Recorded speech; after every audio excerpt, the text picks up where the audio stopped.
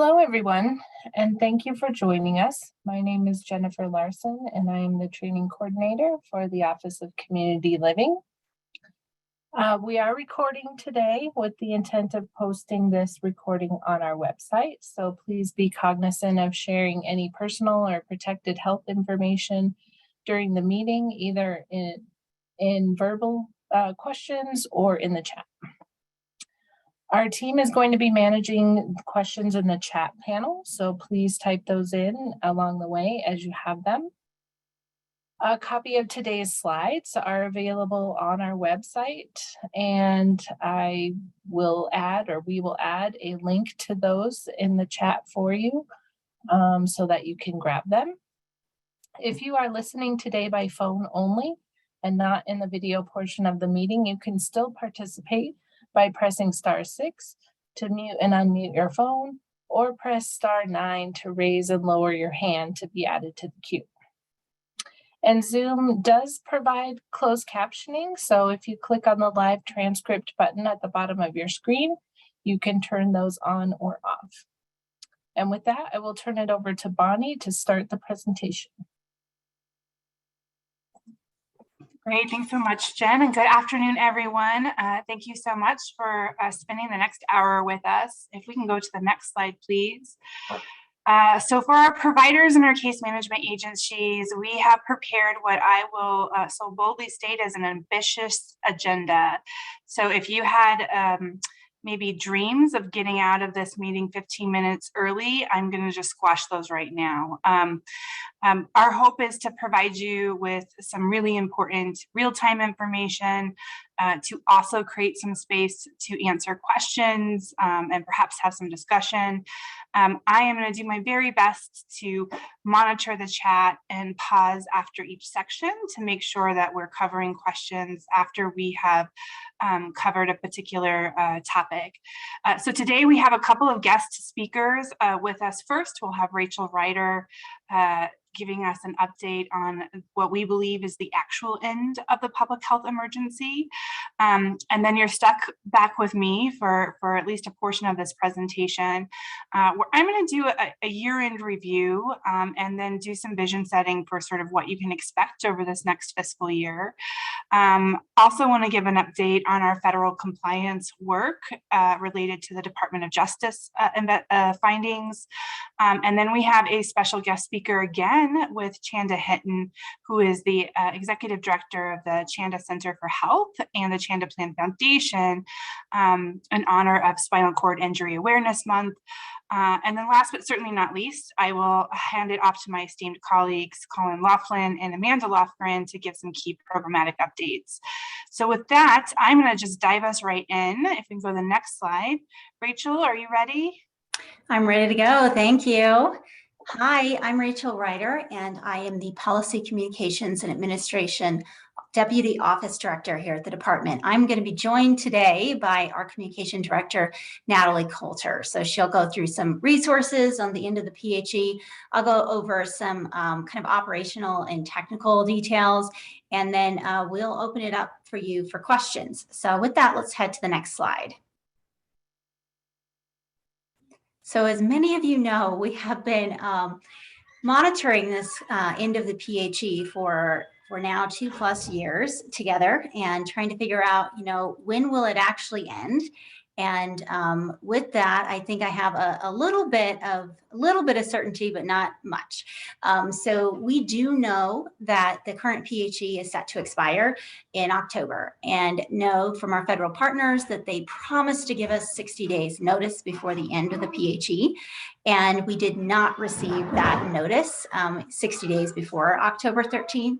So that means that we fully expect the public health emergency to be extended again in November, in October, and we will absolutely be watching that closely in November to see if the feds do give us a 60-day notice at that point. But right now, operationally, we are planning for that January date.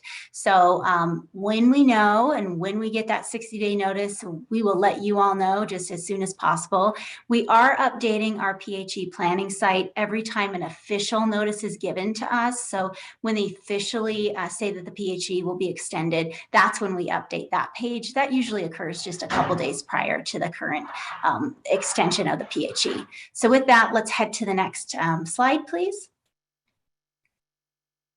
So a few things I just wanted to remind, and many of you know this already, but there are beyond the continuous coverage requirement, which we'll be talking about in detail here in a minute.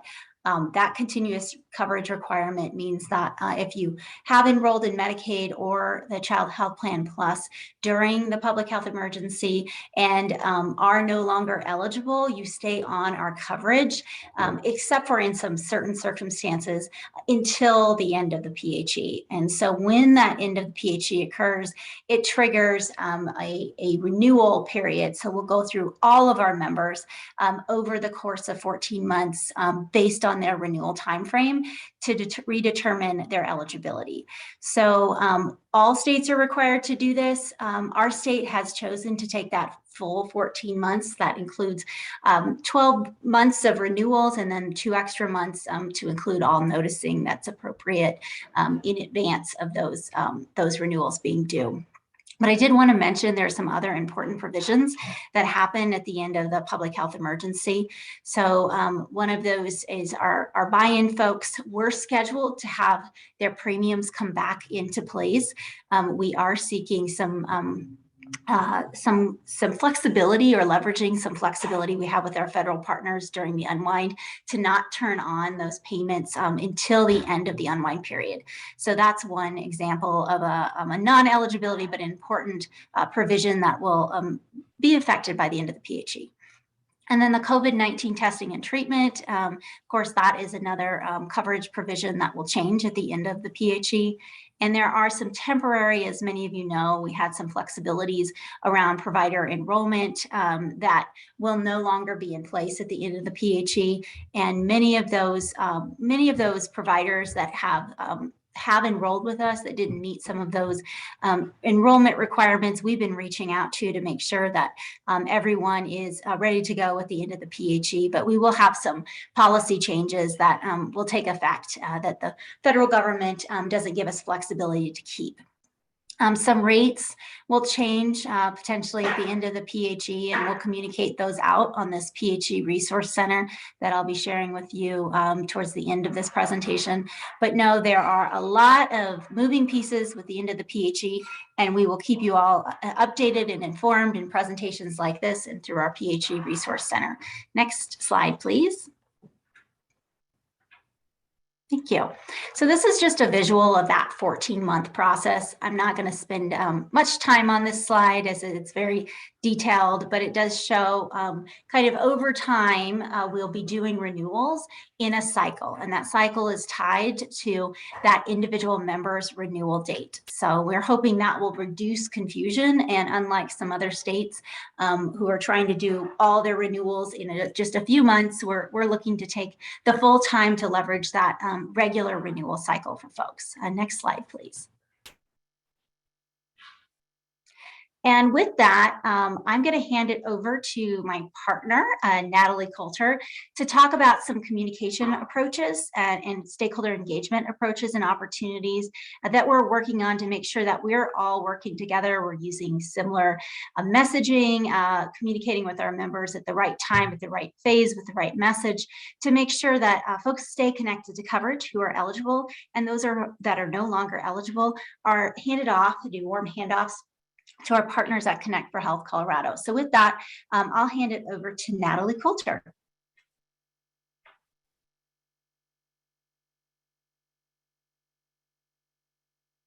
Thanks, Rachel. I believe you'll probably get some video here soon, but in the interest of time, I will talk you all through these next couple slides. This is a high-level overview of how we're thinking about messaging and communication tools for the PHE unwind.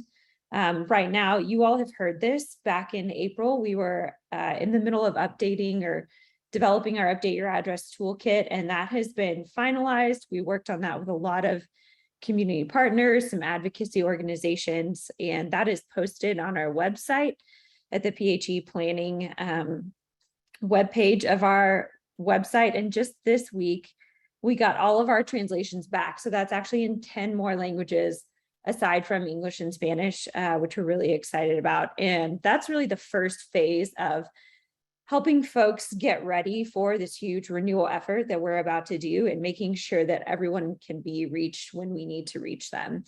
We're also about to wrap up a pilot text campaign that we've been doing with El Paso County, and really anticipate some good learnings from that so that we can share those with our partners when it comes time to start the renewals process, around operational guidance, how should texting look, and then actual messaging that as well.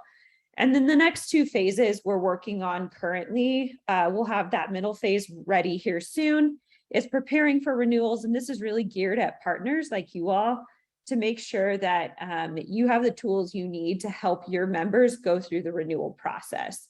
So look for updates around this toolkit soon. It'll be a PDF that's pretty exhaustive, walking through the process, and a series of high-level videos. And then when we have noticed that the PHE is actually going to end, as Rachel said, kind of a moving target, we will have a final piece of the toolkit that helps you communicate to members that it's really time to pay attention to those notices, to make sure that they're communicating back via Peak, via the app, via mail, to make sure that the renewal process can go as quickly and smoothly as possible. So if we can head to the next slide. So like I said, right now, what is ready for consumption is that update your address campaign. You can see a picture of the web page there on the far left and access the link to that in our slide deck. It's got all kinds of resources, and you'll see all of the translations up there now. At the same time, we just partnered with CMS on these two posters that we provided to school health services, and we are happy to disseminate to make sure that families know that back to school is a really critical time to think about health coverage, to think about where their kids and where they are getting healthcare from. So we are happy to share these as well. They're available in English and Spanish. Next slide. These are a preview of what the videos will look like in the Preparing for Renewals toolkit. So again, what we're developing right now to help partners prepare for the eventual end of PHE, to walk members through that renewal process. They're high-level videos hitting these three targeted areas that we heard from Rays and we heard from members that are confusing or potential sticking points. And that's, how do I update my mailing address or my communication preferences? How does the renewal process work? And then if I no longer qualify, which largely applies to a different subset of folks than this group right here, how do I transition to other coverage, which is a really important message for folks who may have been locked in during this COVID time period. Next slide. So our ask of you all is, what other tools would be helpful for you? We realize that this is a very specific population. Renewals look a little bit differently, and just engagement with Health First members looks differently. Even we were talking with some OCL folks the other day about calling out LTSS and making sure that folks see and hear themselves represented in that messaging. So we would love feedback from you all. Feel free to hit the chat with that, or to reach out via email or via HCPUF contact, because we really do want to make this as robust and inclusive a toolkit as possible. So next slide. Rachel, do you want to speak to this one? Sure. So again, I know we kind of hit you with that question about what other tools should we be thinking of? If you think of things after this webinar, please reach out to Natalie or myself. We'll put our contact information in the chat. It's also on the slides. and take a look at what we already have up on our PHE site and say, let us know what's missing. What do you want to see more, less, better, different? We're really wanting to make it a great resource. So we have two main things that we wanted to tee up for you about how to stay engaged and informed about the PHE. One is that PHE Unwind, PHE in Planning website that will have information for providers, for eligibility workers, case managers, members, and that will have kind of be the hub of all of the PHE Unwind information. And then we will have our toolkits there for partners too, and point members to member resources. And as I mentioned before, as we get final notice of the PHE end time, we'll post those official documents there from our federal partners. And then beginning this fall, we'll do quarterly joint kind of eligibility and communications webinars. So we'll do similar to the community partner webinar that we did this spring. We'll do kind of broader just PHE Unwind deep dives with community partners, and then a separate conversation with eligibility workers. And we'll do that quarterly throughout the PHE Unwind. So folks can ask us questions, we can share what we're learning and what we're seeing. And then in between, we're going to launch a member newsletter, or I'm sorry, not a member, but a partner newsletter. So we can share best practices and outreach, success stories, and kind of helping folks, get through the renewal process or update their address throughout the Unwind. So really appreciate the opportunity to speak with everyone today. And with that, I'll pause. Thank you, Rachel. Thank you, Natalie. We really appreciate the detailed information. I know we've been talking, friends, about the end of the public health emergency for a few years now, but we do believe that the end is actually in sight here. So it is important that you take this information and share this information with your partners so we make sure that everybody is well prepared.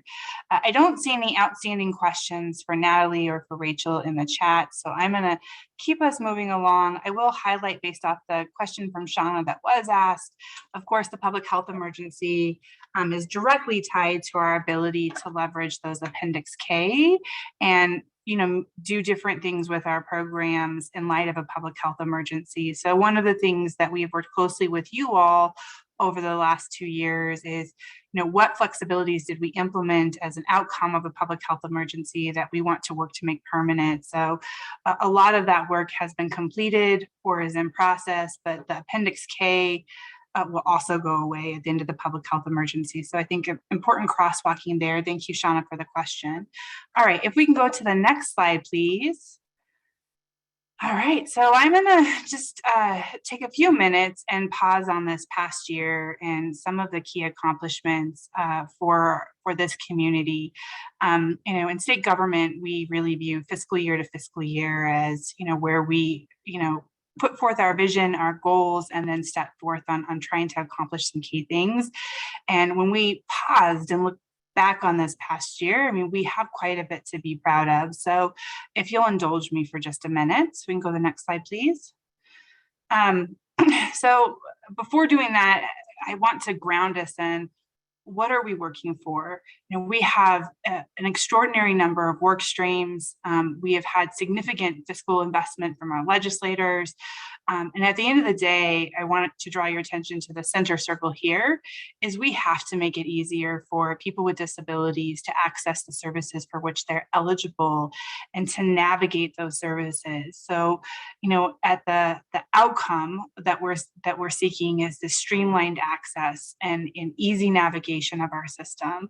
Of course, to do that, once you access services, you have to be able to receive services. So you will see that our work is really hyper-focused on making sure that we have statewide access to high-quality providers that are responsive to the needs of people who are eligible and certainly also their preferences.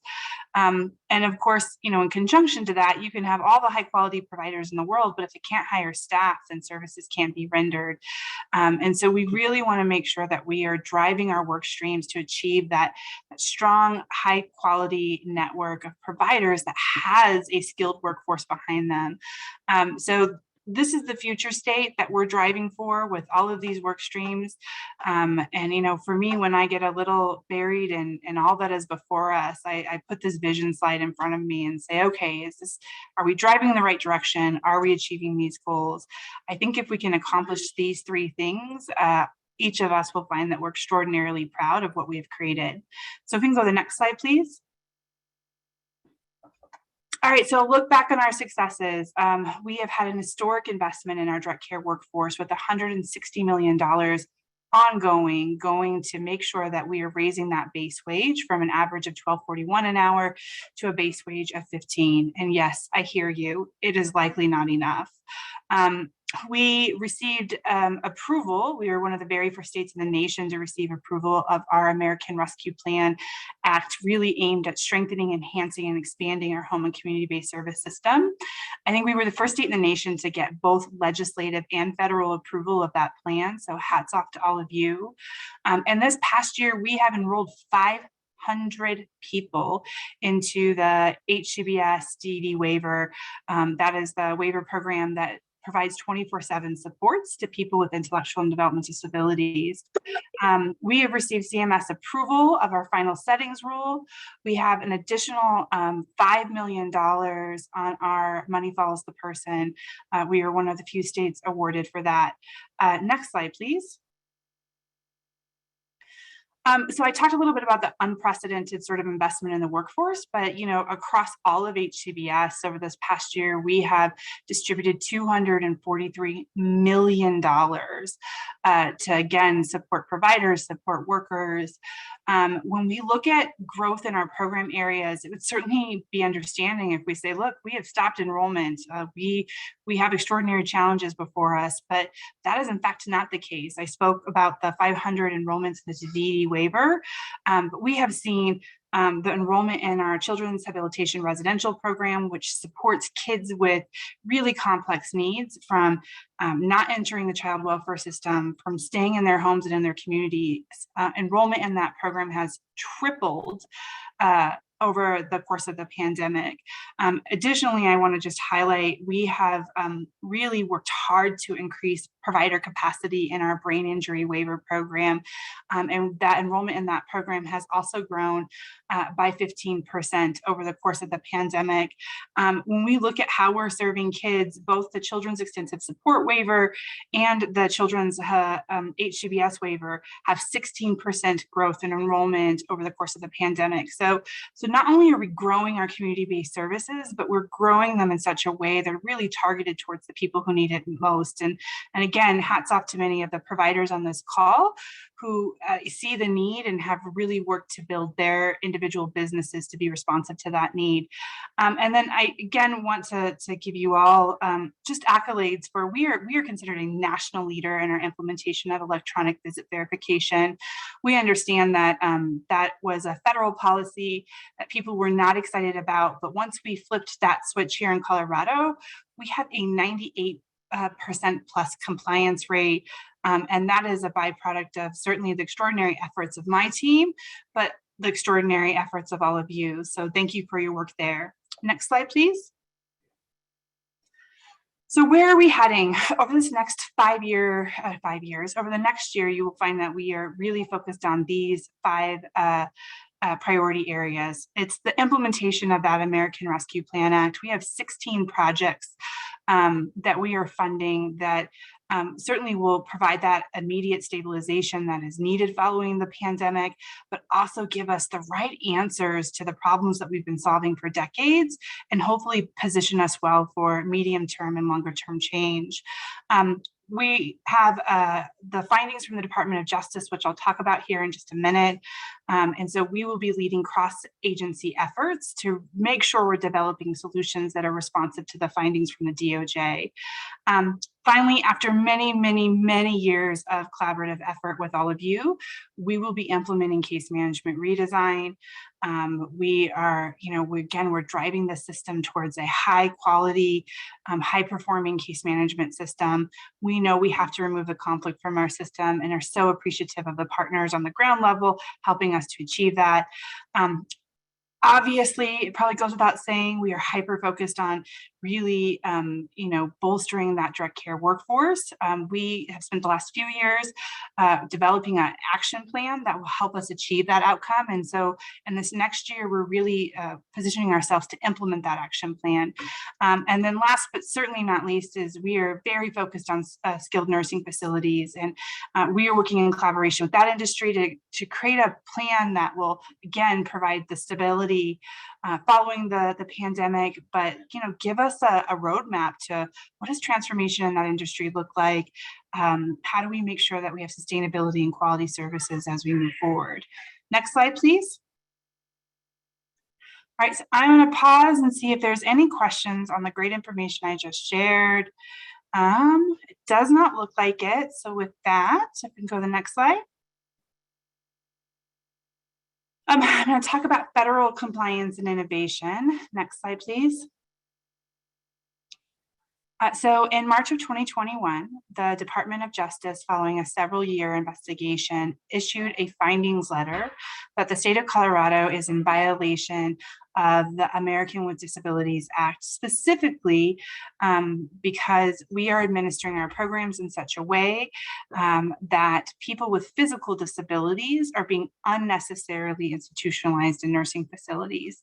As you might imagine, this was a pretty catastrophic finding for us. At the core of everything we do is making sure that we have high quality continuum of services available to people that certainly most assuredly make sure that people have the option to receive their services in their home and in their community. If we can go to the next slide, please. So there was 4 areas in those findings that the DOJ really wants the state of Colorado to focus on. The first is, how do we stop people from going into nursing facilities? And part of that is making sure that they have really good information about what community-based options look like. Secondarily, once somebody is in a nursing facility and they raise their hand and say, you know what, I really would like to learn about my options to move out of the nursing facility and back to the community, how do we make sure that we have an effective and efficient transition process that allows for that to happen? Third, they want to make sure that we have the right provider capacity so that when people raise their hand and say they want to transition, they have providers that can support them successfully in the community. And then last, but certainly not least, they want the state of Colorado to look at how we can increase access to affordable integrated housing. Next slide, please. So this roadmap was sort of, it's several months from March when this letter was issued. And I'll be transparent with you all. It is my very first Department of Justice finding. And so we have spent some time working with the DOJ to really understand what we can expect next and how we can really move forward on fixing the issues that they've identified. So we're going to have a concurrent pathway, if you will. The state of Colorado will continue to negotiate with the DOJ, work to better understand their findings and make sure that we're driving towards the right solutions. Concurrent to that, we're going to do the work that we always do when we bump up into issues and problems that must be fixed. So initially, I met with sort of key stakeholders in the community. I met with about a dozen people and said, if you had a magic wand, tell me how you'd fix these 4 areas. Also pulled together an internal subject matter expert team and asked them the same questions. We recognized really early that we would need some resources to allow us to be effective in this work and this engagement with the DOJ. So last session, we were able to pass House Bill 1302 that provided us some immediate resources to position us to be very responsive to the DOJ. We're now taking those ideas that we've collected and we are doing broader stakeholder engagement. Part of that is we've also constructed a survey. I'm going to ask that if Max can drop that survey in the chat.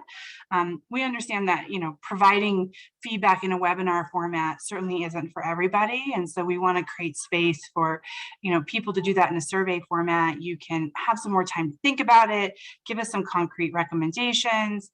Again, we want to make sure that the solutions that we're driving driving to really fix the problems that you might be experiencing on the ground level.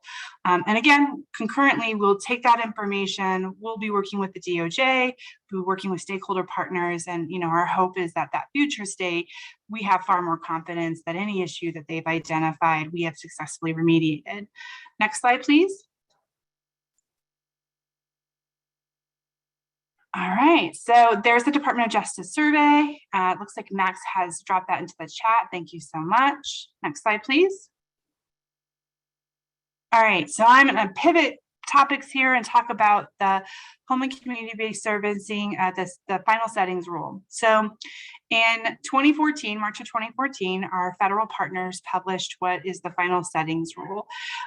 Within that rule really are some expectations around basic human rights that people who are receiving long-term services and supports must be afforded if they are in what is categorized as a community-based setting. And really what the federal government wanted to do through this rule was to make sure we weren't taking what were institutional type settings and calling them community-based, and also making sure that people had access to guests in their home, access to food, at that 2 a.m. snacking I'm certainly guilty of, access to privacy, having a lock on their door and how important that is.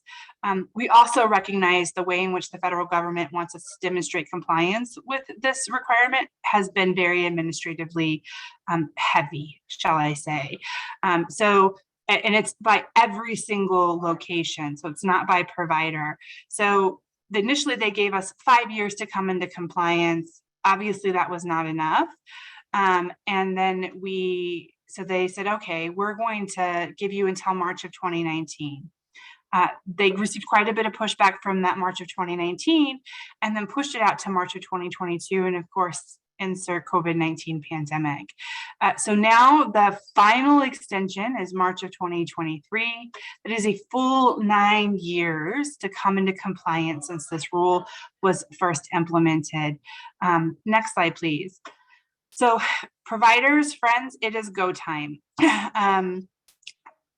Our team, in collaboration with CDPH&E, sent out sort of pre-letters at the end of August. I think they were really worried that providers perhaps there's been so many extensions and there's a point where, it becomes white noise in the background. And so wanted to be really clear, hey, we have to demonstrate compliance. If you haven't submitted your documentation for compliance, now is the time to do so, because if you don't, the next step in the process is for us to send letters to certainly people receiving services, their families, and the providers, notifying them that their provider is not in compliance. Of course, that is not, then we cut them off and they're not in compliance. There will be, those are provisional notices. The provider will have more time to demonstrate compliance. But in the very, very, very rare circumstance that a provider fails to demonstrate compliance with this federal rule, they can no longer be a Medicaid provider, and then that person will need to move. And again, we expect that to happen in incredibly rare circumstances. In the event that it does, obviously, we'll be working directly with case management agencies, making sure that we are providing good transition time for people. It's our hope that we don't have to do it at all, but we certainly want you all to know that this is coming.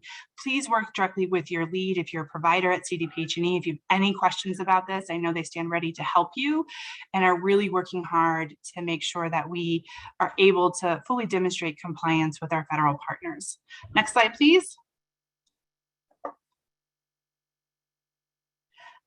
There's also, if you have, when we talk about those basic rights, if you're working with somebody, or maybe you are a person who has right modifications in place, here's a series of really cool videos that help explain them. So I don't know if, Max, if you could put a link in the chat, just to make sure that providers have access to this really valuable resource and talking about rights.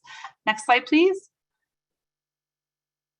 Additionally, we have a new community integration tip sheet. So we have developed this to help providers meet your integration obligations under the HCBS settings rule. It's tips for provider agencies and for direct care professionals. If we can do a link in the chat for that as well, it'd be very much appreciated. Next slide, please. All right, so I just went over a whole bunch of information, so I'm going to pause. I saw that there was some requests in the chat for information around the Appendix K. It looks like you got that, the videos, and for the legislation that I talked about. So that is also in the, thanks Tom for helping us out there in the chat. So I don't see any other questions, so I'm going to keep us moving. Next slide, please. So next up, I would like to introduce Chanda Hinton, who is the Executive Director of the Chanda Center for Health and the Chanda Plan Foundation. She is here in honor of Spinal Cord Injury Awareness Month. And so with that, Chanda, I'd like to hand it over to you. Thank you. My name is Chanda. As Bonnie had said, I'm the Executive Director of the Chanda Center for Health, as well as the Chanda Plan Foundation. I am also a Medicaid client, a proud Medicaid client, and I am an individual who lives with a spinal cord injury. I really wanted to talk a little bit about how spinal cord injury advocacy within that world, within Medicaid, and specifically around some improvements within the Medicaid here in Colorado regarding all persons with disabilities and wellness. So in light of the Spinal Cord Injury Awareness Month, it's with facts, it's known that there's about 17,000 individuals that get injured, have spinal cord injuries per year. As mentioned, I'm proud to be a part of that community. However, having a spinal cord injury does come with the need of having a lot of Medicaid services that are essential to my vitality of living, getting up every morning. And so I do want to provide a lot of respect to the Medicaid program that is available for us that live with long-term support services and the needs that come with that. And to kind of go into some additional needs and changes that I was really happy to be a part of through 2019 up to today. My injury, I was 9 years old. I was accidentally shot between the C5, C6 vertebra. And from there, I'm a quad. I live with paralysis from my chest down. I use a power chair. And for a majority of my life, I had a lot of pain, a lot of secondary conditions with my spinal cord injury, which resulted in the use of opioids. And I did become very dependent on that. And I was actually hospitalized. I had to use a medical intervention, using a lot of Medicaid dollars to kind of to bring me into a place of having adequate health, just because I was in such poor health. During that time, it was a lot of evaluation to identify what healthcare looked like and felt like to me in terms of being proactive versus reactive, looking at cost and improvement. And so with that, I started to put on my advocate hat and reach out into other spaces such as acupuncture, massage, chiropractic, physical therapy, other things. And those things really enhanced my life from a level of participation in community work, doing what I get to do every day because of good health. And with that, I also noticed that there could be some improvements within the Medicaid program to offer that for others. And so there was kind of a lot of tracks to make this work in the sense of what does access to this care look like for the future and for now. And so with that, in 2009, there was the waiver. It's called the Spinal Cord Injury Waiver. Previously, we just renewed that waiver. It's now the Complementary and Integrative Health Waiver, which is very exciting to have a waiver named after the service rather than the disability, which it's often nice to have that disability in there just because it makes it easier for us to all understand the population and that it's meeting a need. So with that, the waiver is now expanded statewide to other disabilities, offering acupuncture, massage, and chiropractic services to give that opportunity of pain reduction, wellness outside of just the Denver metro area with spinal cord injury. Simultaneously, we started a foundation to provide this additional funds for those that may have not have been eligible for the waiver at the time or even upon its expansion. And then from there, while that was a lot of advocate work and funding for services underneath the foundation, we decided to open the Chanda Center for Health. And that took upon another level of which we looked at what we created with all of our, our partners here at the department, through the legislation, other advocates and community. And what we wanted to identify is becoming a provider of the waiver. We never intended to create a waiver to become a provider of it, but rather we looked at disability, cultural, and competency, and we really felt that we could meet that based on the core values of our organization. So over the Chanda Center, we do have a place where individuals can feel as though they're going to a place that really meets their needs from a physical level. So here at the center, individuals can be transferred for primary care or transferred to a treatment table for all the various services that they deserve to have equitable access to when that even comes to getting out of their wheelchair. And so that is an exciting piece. It's a model that we hope to replicate and share with others, so that way we can continue to reduce the health disparities that live within the long-term support disability population. And again, I am so happy to be here. I spoke very quickly because I know that you have a lot to cover. So thank you again for letting me be here and share today. Thank you so much for that, Chanda, and thank you for your advocacy and work in this space. And if you haven't checked out the great work that Chanda and her team are doing, if maybe we could put a link in the chat to her center. I really think it's very interesting, and many of you will like to connect more directly with her work. So if we can keep moving, I'm going to move us to the next slide, please.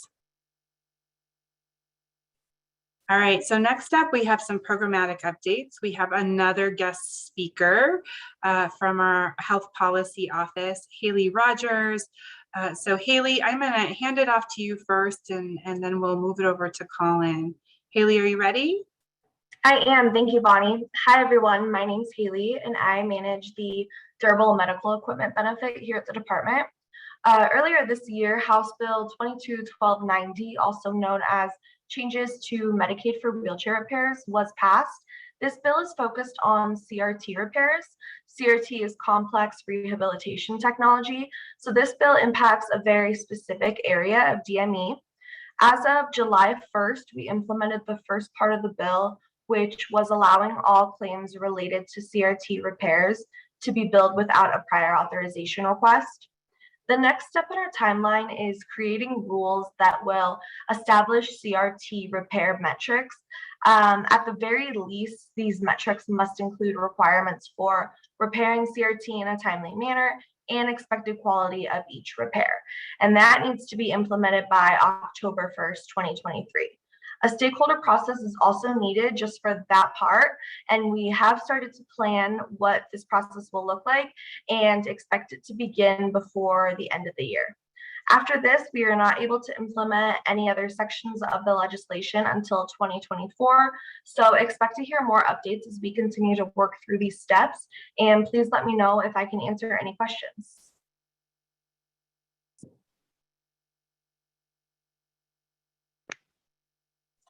Great, thank you, Haley, really appreciate it. I don't see any outstanding questions for you in the chat, so I'm gonna just keep us moving along. Colin, I believe you're up next. If you can go to the next slide, please. Yes, thanks, Bonnie, and thank you, Haley. That's some amazing work over there. So the time has finally come. Officially, as of the 1st of this month, we have transitioned home health or long-term home health and private duty nursing into the Office of Community Living. And so as we begin this process and sort of understand the benefits, we're reaching out to a lot of stakeholders, very excited to work with all of you. We do have a long-term home health meeting that will be occurring on September 29th from 1:30 to 2:30. We're putting together a site. I believe John is sending out those emails shortly. And then for private duty nursing, we're expecting those conversations to occur late September to early October. So please keep a lookout for those. And we would, again, encourage a lot of people to get involved, especially up front. We want to hear from you all. We've done a deep dive. We've worked very, very closely with our friends in the health programs office. It was a warm handoff, but we're excited to kind of dive in and understand areas that people may be experiencing any issues. Excited to kind of take a broader look at the policy and work with you all. And with that, before I'm back up, I will hand it over to my colleague, Amanda Lofgren. Great, thanks, Colin. Good afternoon, everyone. I'm very excited to share that we are finally in the phase of case management redesign where we are actually implementing and realizing all of the hard work and conversations and collaboration that has been happening over the last 10 years. So we are preparing for kicking off a large stakeholder engagement around rule revisions starting in October.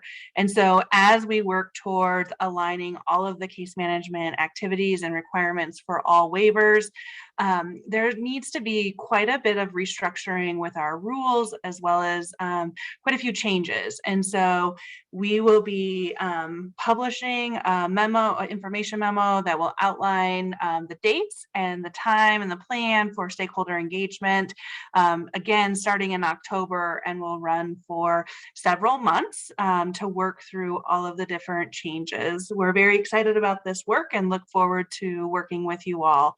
And I will turn it back to Colin. Thanks, Amanda. So go to the next slide and the next slide. Thank you, Jen. So we do have a lot of opportunities upcoming for people to get engaged, in particular around supported employment. We have several opportunities in October and one in November. There's a lot of really cool stuff going on there. If you're not involved and you have any touch point there or interested in sort of the process and what we're doing, Colorado has truly emerged as the leader. So I'd ask you to consider joining that conversation. And then again, as I had previously mentioned, long-term home health stakeholder meeting, September 29th, 1:30 to 2:20. Technically, I misspoke earlier. We're giving people a 10-minute bio break, I assume. So please join us there. If we could go forward. So a couple of great opportunities. I'm glad I have a little more time than the last webinar to talk about these. So we are hoping to really get some interest in community partners involved in this, and hopefully some organizations that are really willing to kind of roll up their sleeves. So in particular, right now we have 3 open grant opportunities or solicitations. First, we have single entry points and community center boards are able to connect with the admission, transfer, and discharge hospital data for members. So really kind of trying to dig into improve how we can care coordinate better in that area and really ensure that the critical incidents and what's going on there gives that feedback to the department so we can better care for those individuals. Second, we have respite care grants. Let's be honest, we've had this conversation. I know, especially during the early stages of COVID, we targeted respite, but with this, we're hoping that we can really expand the access pool of providers that are willing to provide respite. And so it's a pretty open grant at this point. It's designed to just simply do that, increase access. So working for individuals who are on Medicaid, but giving those families a much needed break. And then one that's near and dear to my heart, innovative models of care. So trying to figure out how we can focus on community integration, keeping people out of nursing facilities or any immediate care facilities, really trying to figure out what's next in the stage of evolution for long-term care, in particular when we're talking about our community-based services. And then we have 2 grants that are going to be released very soon. One is around behavioral health transition supports, trying to make sure that we have capacity for that community-based care, really getting those behavioral health providers involved. And then finally, digital transformation of electronic health records. Both of those are pretty large grants, the former being about 14 million and the latter being about 18 million. So hoping some of our community partners, have an interest in getting involved there. Go to the next slide, please, Jen. So as always, we really truly ask you to participate in a 60-second survey to make sure that these webinars are getting the correct information across, that it's meaningful to you. If you could take this really quick survey, it would be very helpful for us in terms of what you'd like to hear from us and how we can better inform the community. Go to the next slide, please. Thank you. So we are actually not going to have an October webinar as we had previously put out. We will have a November webinar that'll be focused on ARPA, although there will be several things that are very I think, critically important to this provider community around ACC 3.0. There'll be other updates around case management. And so please join us for that. And we do not have anything in December, obviously a very busy month for a lot of people. And at this point in time, we're sort of getting that feedback from that survey and other things that are in the community, trying to figure out what 2023 will look like. So keep an eye out for John Barry's emails. And speaking of which, if we go to the next slide, please. Stay engaged. So please sign up for John Barry's emails. If you don't get them, they're wonderful. But there's a lot of ways to get involved. The aforementioned meetings, engagement opportunities around new services, for example, within employment, supported employment rather. But there are a multitude of ways to have these conversations. So subscribe to the newsletter. Please keep your bookmarks updated with the website and check the memo series. I know that's constantly being updated. John does send those out, but we're looking forward to continuing to engage for the rest of 22. And with that, I think we'll take a couple questions. All right, I see one from Ebony. It says, would all disciplined providers, calendars, so I think the question is, would all types of providers sort of want to engage on that? Yeah. Yes, absolutely. I think that anyone that has a connection to the long-term care community, I would strongly encourage you and sort of the provider base that you've built to get involved with that. So there's a lot of good information there. Sometimes it may not be directly relevant to you, but in regards to how we keep people updated, that is the best place to go to. Give it a minute for any other questions. Maybe Bonnie was wrong. She said you didn't have 15 minutes. So I guess we'll give you 10. I think they were like, we're not going to ask any questions because we want to get out of here on time. Yeah. So I note to self, I'm going to start every webinar saying we are not ending early so that we can manifest ending early.